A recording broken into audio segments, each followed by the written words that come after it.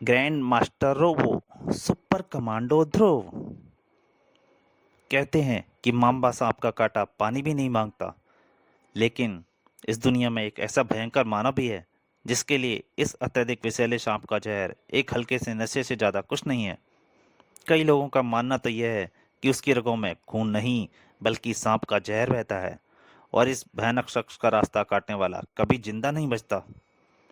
अपराध जगत के इस बेताज बादशाह बेताज शहंशाह को उसके गुलाम भी एक ही नाम से जानते हैं और वो नाम है ग्रैंड मास्टर रोबो, जिसके अपराध जगत के शहंशाह से पूरी दुनिया के बादशाह बनने के सपने के बीच एक ऐसा युवक दीवार बनकर खड़ा हुआ है जिसके लिए मानवता और मानव की जान की कीमत के सामने अपनी जिंदगी की कीमत कुछ नहीं है।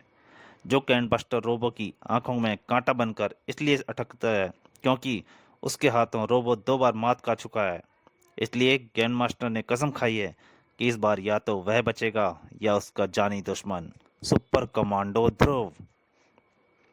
दोस्तों, अगर आप जानना चाहते हैं कि ग्रैंड मास्टर रोबो की ध्रुव के बार 2 बार किस तरह से मात दी है तो इसके लिए आपको पढ़नी पड़ेगी मौत का ओलंपिक और एक दिन की मौत, जो आपको इसके ऊपर आई बटन पे आप यहीं पे आई बटन पे क्लिक करके देख सकते हैं अगर आप पढ़ना चाहते हैं तो। इसका नहीं तो डिस्क्रिप्शन में इसका लिंक भी डाल दूंगा। आप कॉमिक जारी करता हूँ। यह तो चूहे बिल्ली का खेल है सुपर कमांडो ध्रुव। अग्निमुख से तो तुमको साक्षात यमराज भी नहीं बचा सकते। आज मेरी जीत और तुम्हारी मौत निश्चित है। हा हा हा हा हा।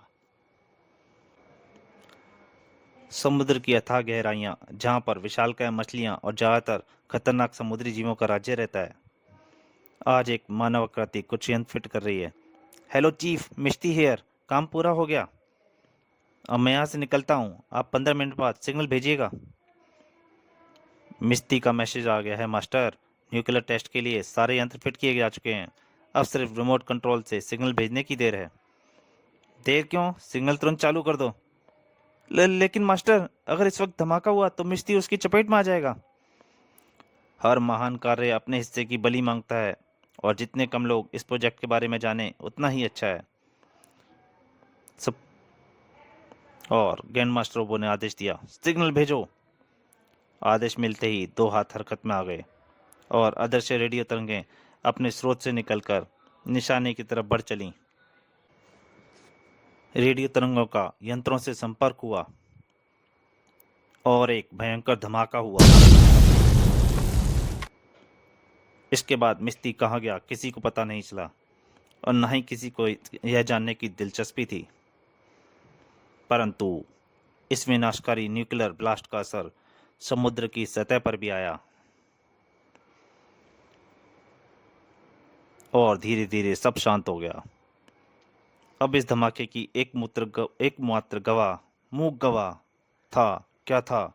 मूंगे की मोटी दीवार में धमाके का बना एक बड़ा छेद। कहीं पर इस धमाके से खुशियों की लहर दौड़ रही थी। सफलता, सक्सेस, कामयाबी, हमारा न्यूक्लियर टेस्ट कामयाब हो गया। अब हमारा गैंग संसार का पहला ऐसा आतंकवादी संगठन होगा जिसके पास न्यूक्लियर बम है। अब मुझे दुनिया पर राज्य करने से कोई नहीं रोक सकता। हा हा हा हा हा। जबकि अगले दिन सुबह, आज लगता है हम कुछ जल्दी ही आ गए हैं भैया।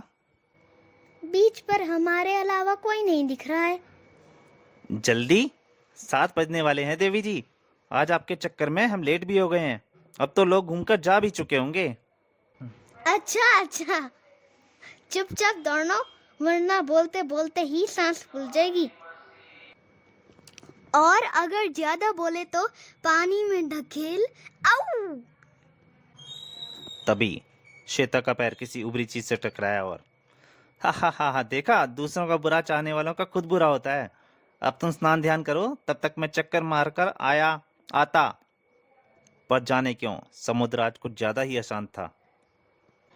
ध्रुव इससे पहले कि अपना वाक्य पूरा कर पाता, समुद्र की एक तेज बौछार लहर उछलकर ध्रुव के ऊपर आकर गिर गई। हूँ।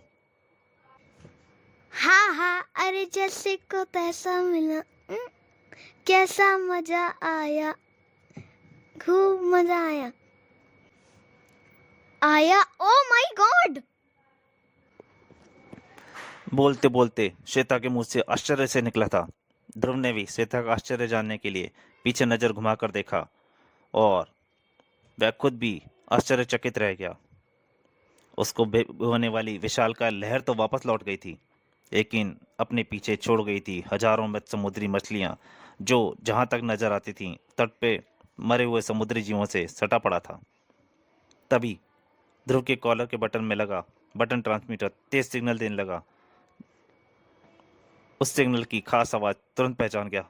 रेडियो एक्टिविटी, यानी इन मछलियों में रेडियो एक्टिविटी की मात्रा बहुत ज्यादा है। श्वेता भागो, वरना जान का खतरा हो सकता है। ध्रुव तुरंत श्वेता का हाथ पकड़कर भागा। रेडियो एक्टिविटी, अजीब संयोग है। श्वेता सोच में पड़ गई।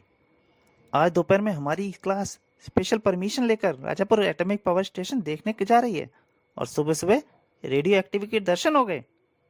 उधर ध्रुव पुलिस को कंट्रोल को सूचना कर रहा था। Hello police inspector advocate Dhruv here, आप कुछ न्यूक्लियर विशेषज्ञों के साथ तुरंत अक्सा बीच पर पहुंचिए। Yes yes, top urgent, over. और आधे घंटे के अंदर पुलिस ने पूरे इलाकों को घेर लिया था।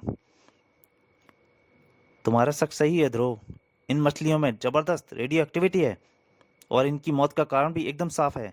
ये सारे किसी समुद्री जीव किसी न्यूक्लियर ब्लास्ट में मारे हैं। न्यूक्लियर धमाका समुद्र के अंदर, ध्रुव ने चौंक कर कहा। लेकिन ये किसका काम हो सकता है? अभी तो इस विषय में अनुमान भी नहीं लगाया जा सकता है, पर इतना तो पक्का है, जिसने भी इतने गुप्त रूप से यह कार्य किया है उसके इरादे नेक नहीं है। और वह आदमी कौन है, यह तो कई दिनों से कड़ी छानबीन के बाद ही पता चल पाएगा। और इतना समय दुनिया को तबाह करने के लिए काफी होगा। घर पहुंचने के बाद भी ध्रुव का दिमाग इसी गुत्थी से उलझा हुआ था। अगर यह पता चल जाए धमाका किस जगह पर हुआ है तो आगे का काम थोड़ा आसान। और ध्रुव सोचते सोचते ही, अरे ध्रुव, अंडे की बजाय हलवे पर नमक क्यों डाल रहे हो? कहाँ दिमाग है तुम्हारा? ओह, मैं कुछ सोच रहा था मम्मी।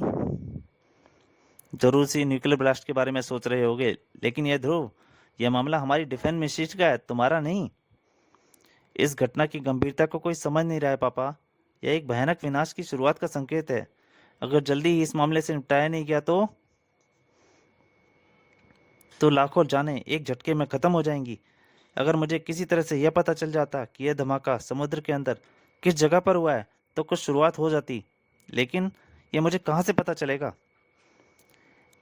तभी श्वेता बोल पड़ी।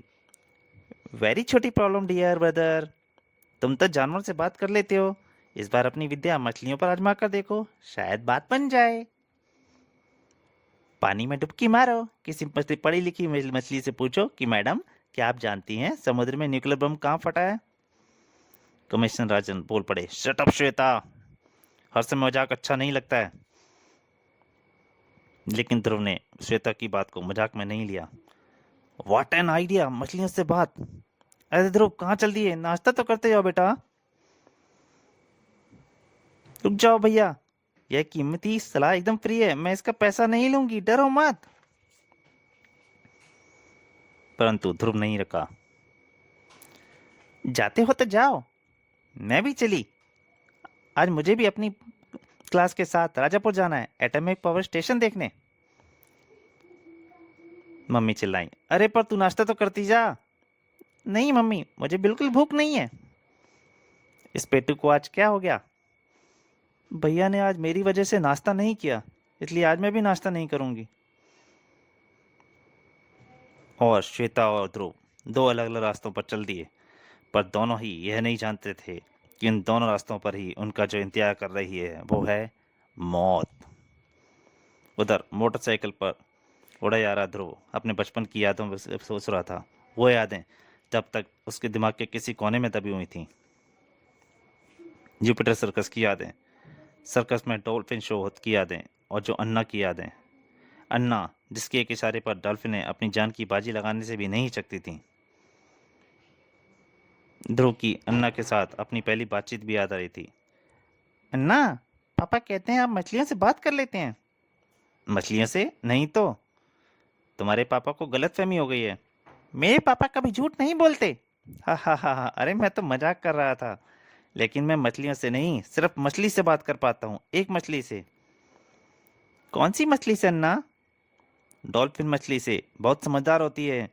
इनसे तो कोई भी बात कर सकता है। सच तो मुझे भी सिखाओगे ना अन्ना?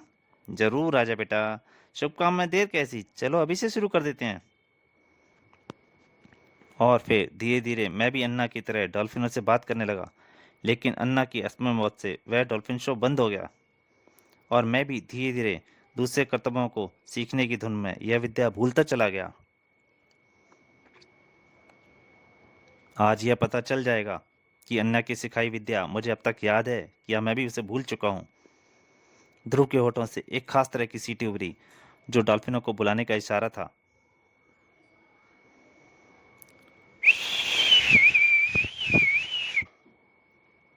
लेकिन 5 मिनट बीत गए और कुछ भी नहीं हुआ। लगता है कि मैं कुछ भूल रहा हूँ। शायद आसपास कोई डॉल्फिन मछली नहीं है। चलो, अब छानबीन का कोई नया तरीका अपनाना पड़ेगा। ध्रुव हताश होकर वापस जाने के लिए पलटा। लेकिन तभी वह कुछ सुनकर रुक गया। समुद्र की लहरों के बीच से उसके जैसी ही सीटी की आवाज आ रही थी। और कुछ ही पलों बाद ध्रुव को अपनी तरफ आती खाली आकृति दिखाई पड़ी। डॉल्फिन! और फिर ध्रुव और डॉल्फिन के बीच में तेज और धीमी सीटियों में बातचीत शुरू हो गई। ध्रुव को जो जानकारी चाहिए थी वह उसे मिल रही थी। लेकिन अब तक देर हो चुकी थी, क्योंकि इस वक्त राजनगर और राजापुर तटों के बीच का समुद्र जैसे खोल रहा था।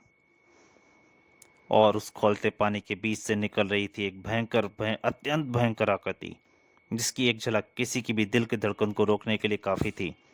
आह! मेरी नसें सूख रही हैं। मेरा दिमाग सुन्न हो रहा है। मुझे एनर्जी चाहिए, एनर्जी, ढेर सारी एनर्जी। इन मोटे तारों में जरूर हाई वोल्टेज बिजली का धारा बह रही होगी। इसमें कम से कम मेरी थोड़ी सी प्यास तो बुझेगी। उस भयानक आकृति ने मुंह से रोशनी की एक तेज लपट निकाली और हाई वोल्टेज टेंशन केबल को थामने वाले लोहे के मोटे तार गार्डर मोम के समान पिघलने लगे। और नीचे गिरते बिजली के नंगे तारों ने उस आकृति को अपनी चपेट में ले लिया। बिजली की प्रचंड धारा, जिसका हल्का सा स्पर्श किसी को खाक कर देने के लिए काफी था, उसके शरीर में ऐसे समाने लगी जैसे सूखी जमीन में पानी। हा हा हा हा हा! अब अग्निमुख को कुछ चैन पड़ा। तारों के टूटने से शहर के एक बड़े हिस्से की बिजली गुल हो गई। और लीजिए, बिजली रानी नाराज होकर चली गई। होंगी ही, तुम्हारा ट्रांसमीटर उनसे इतना काम जो कराता है। और खैर, घबराओ मत, अपने पास हर प्रॉब्लम की कार्ड मौजूद है पार्टनर। मैं अभी जनरेटर चालू करता हूँ। शायद कोई हमें मैसेज भेजने की कोशिश कर रहा हो। पीटर का ख्याल एकदम सही था, क्योंकि ट्रांसमीटर ऑन करते ही ध्रुव, ध्रुव यार, पीटर, मैं तुमको जो सामान बताता हूँ तुम उसे लेकर जल्दी से जल्दी करली सी फेस पर पहुंचो। बोलो ध्रुव, मैं नोट करता हूँ। और पीटर सामान नोट करने लगा। और दूर कहीं पर, इतनी जरा सी एनर्जी से कुछ नहीं होगा। इससे तो मेरी प्यास और बढ़ गई है। ये तार उधर से आ रहे हैं, यानी उधर कोई पावर हाउस जरूर होगा, जो उसी से मेरी प्यास बुझ पाएगी। ठीक उसी समय गांधी स्कूल की बस एटॉमिक पावर स्टेशन की तरफ बढ़ रही थी। चलिया, अब तो चलिया, चलो श्वेता, आज से गाओ 1 2 3। आगे भी जाने ना तू। हे राम, ये क्या है? सबके खिलखिलाते चेहरे पल भर में गंभीर हो गए। सबके चेहरों पर भय झलकने लगा। सामने बीच रास्ते में खड़ी भयंकर आकृति सीधे नरक से आई हुई लग रही थी। भयभीत ड्राइवर को बचने का सिर्फ एक ही रास्ता समझ में आया। उसके पैर एक्सीलेटर पर दबते चले गए और बस बंदूक से छुटी गोली की तरह अग्निमुख की तरफ बढ़ी। टक्कर की आवाज बहरा कर देने वाली थी। अग्निमुख उछलकर दूर जा गिरा। लेकिन ड्राइवर की टक्कर मारकर भाग जाने वाली योजना असफल हो गई, क्योंकि बस भी पहियों में तार फंस जाने के कारण वहीं पर रुक गई। ड्राइवर ने तुरंत निश्चय किया, बच्चों, बस से उतरकर भागो। इसको टक्कर मारना मूर्खता थी। भगवान का शुक्र है इन तारों में करंट नहीं है। बच्चों से दोबारा कुछ कहने की जरूरत नहीं थी। पलक झपकते ही बस से बाहर निकलकर छुपने के लिए भागे। तुमने अग्निमुख का रास्ता रोकने की कोशिश की, मैं तुम सबको राख कर दूंगा। अग्निमुख के मुंह से भयंकर आग की लपटें निकलीं, जो बस शोलों के बीच गिर गई। लेकिन अब कोई भी बस के अंदर नहीं था। या था। जब से मैंने रेडियो एक्टिविटी मछलियां देखी, तब से मैं ऐसी ही किसी मुसीबत का इंतजार कर रही थी, और इसलिए मैंने अपनी पोशाक भी पैक कर ली थी। इस धुएं के बीच में कोई मुझे रूप बदलते देख नहीं पाएगा। और फिर इस एक्शन पैक्ड सीन में एंट्री होगी चंडिका की। Tan tan. चंडिका के बाहर कूदते ही एक धमाके के साथ बस के टुकड़े हवा में उड़ने लगे। 1 मिनट भाई साहब, जाने से पहले ये तो बताते जाइए, इस बस पर हर्जाना कौन? उफ! उसकी अग्नि से चंडिका को बीच में ही बोल के हटना पड़ा। मेरे रास्ते से हट जा छोकरी, वरना तेरे सुंदर शरीर को राख के ढेर में बदल दूंगा। यह तो सीधा एटॉमिक पावर स्टेशन की तरफ बढ़ता जा रहा है। मुझे मारने में इसको कोई दिलचस्पी नहीं है, लेकिन इसको पावर प्लांट पहुंचने से रोकना ही होगा, वरना जो कुछ होगा वह सोचकर ही रूह कांप जाती है। बस का भारी लोहे का चक्का अग्निमुख के शरीर से टकराया और अग्निमुख तारों के बीच में जा गिरा। चंडिका ने बिजली की तेजी स्फूर्ति से तार को पकड़कर खींचा और अग्निमुख का शरीर लोहे की एक मजबूत कुंडली में कैद हो गया। अब क्या इरादा है मिस्टर ज्वालामुखी? शांति से मेरे साथ चलते हो या 2-4 हाथ और दिखाऊं? हा हा हा हा, मूर्ख लड़की, तू समझती है तू मुझे पकड़ सकती है तो ले। और अगले ही पल अग्निमुख के शरीर से बिजली की एक हाई वोल्टेज करंट निकली और चंडिका का पूरा शरीर झंझना उठा। अब जिंदगी और मौत के बीच में सिर्फ 4 कदम दूरी थी और चंडिका बचने के लिए कुछ भी नहीं कर सकती थी।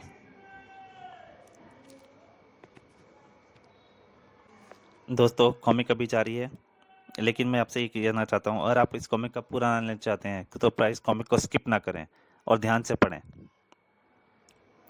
और किसी गुप्त स्थान पर। मास्टर, गजब हो गया, हमारी न्यूक्लियर ब्लास्ट से मरी मछलियां राजनगर के तट पर पहुंच गईं।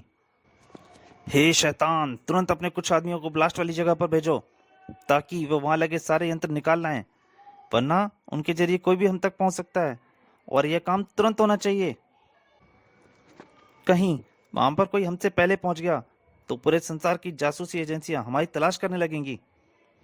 ग्रैंड मास्टर रोबो का शक बेबुनियाद नहीं था, क्योंकि ठीक उसी वक्त एक डॉल्फिन के पीछे 2 आकृतियां न्यूक्लियर ब्लास्ट वाले स्थान की तरफ बढ़ रही थीं। अब रेडिएशन का स्तर बढ़ गया है, यहाँ से तुम वापस लौट जाओ दोस्त, वरना तुम्हारी जान को खतरा हो सकता है। अब न्यूक्लियर ब्लास्ट वाला जगह यहाँ से ज़्यादा दूर नहीं होगी। डॉल्फिन तुरंत वापस घूम गई और ध्रुव तथा पीटर ने अपनी यात्रा जारी रखी। यहाँ पर रेडिएशन की मात्रा बहुत ज़्यादा हो गई है, शुक्र है हमने पहले से ही एंटी रेडिएशन सूट पहन रखा। तभी पीटर ने बहुत आश्चर्य से, ध्रुव, वह देखो, मूंगे की दीवार में एक बड़ा छेद। इसके अलावा अगल बगल में कुछ यंत्र और तारों के टुकड़े भी हैं। मुझे पूरा यकीन है कि यही न्यूक्लियर ब्लास्ट की वाली जगह है। अब यहाँ से कोई ऐसा सबूत। और बोलते बोलते ध्रुव के मुंह पीटर के मुंह से निकला, गुड गॉड। ध्रुव ने पीटर का आश्चर्य जानना चाहा। क्या हुआ पीटर? और देखते ही, देखो इस छेद के पार। वाह! ध्रुव के दिमाग की सारी परेशानी एकाएक गायब हो गई, क्योंकि उसकी आंखों के सामने एक ऐसा अद्भुत दृश्य था जिसको आज तक किसी ने भी नहीं देखा था। ये क्या है ध्रुव? पता नहीं पीटर, लेकिन लगता है कि हम लोगों ने कोई बहुत अद्भुत चीज ढूंढ निकाली है। हमको अंदर चलकर देखना चाहिए कि आखिर यह क्या चीज है, सच या नजरों का धोखा। बाद में पीटर, अभी नहीं। किसी भी चीज को अच्छी तरह से समझ बूझ कर ही आगे बढ़ना चाहिए। वैसे भी हमारा मुख्य काम अभी इस ब्लास्ट की छान। ध्रुव अभी इतना ही बोल पाया था कि तभी पीटर के मुंह से निकली आवाज सुनकर पलटा, लेकिन कुछ नहीं बोल पाया, क्योंकि अगले ही पल उसका पाइप भी एक जकड़न में कस चुका था। मास्टर का ख्याल सही था, कुछ जासूस हमारी तलाश में यहाँ तक पहुंच गए हैं, लेकिन ये यहाँ से जिंदा वापस नहीं। आओ! ध्रुव ने उसको पटकी दी। ये जरूर उसी कमीने के आदमी होंगे जिसने इस स्थान पर न्यूक्लियर धमाका किया है, और यही मुझे उसके पास तक पहुंचाएंगे। मास्क के कारण रोबो के आदमी यह नहीं समझ पाए कि उनका मुकाबला साधारण जासूस से नहीं, बल्कि ध्रुव और कमांडो पीटर से है।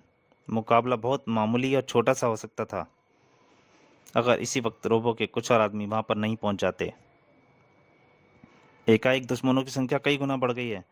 अब तो बगैर किसी मदद के इनसे जीतना मुश्किल है। पर अब मदद आएगी कहाँ से? यहाँ तक किसी को यह भी नहीं पता मालूम कि हम हैं कहाँ। लेकिन तभी ध्रुव की सोच को गलत साबित करती हुई मदद आ पहुंची। डॉल्फिन! डॉल्फिन का हमला अप्रत्याशित और जोरदार था और पानी के अंदर एक डॉल्फिन 10 आदमियों के बराबर थी। रोबो के आदमियों के पास अब भागने के अलावा और कोई चारा नहीं था। भागो! ये तो मैं तो तेरे बोलने से पहले ही भाग रहा हूँ पगले। तो दोस्तों, ध्रुव ग्रैंड मास्टर रोबो का पहला भाग यहीं तक। इसके अगले भाग में जल्दी आपके सामने हाजिर होऊंगा। तब तक के लिए नमस्कार।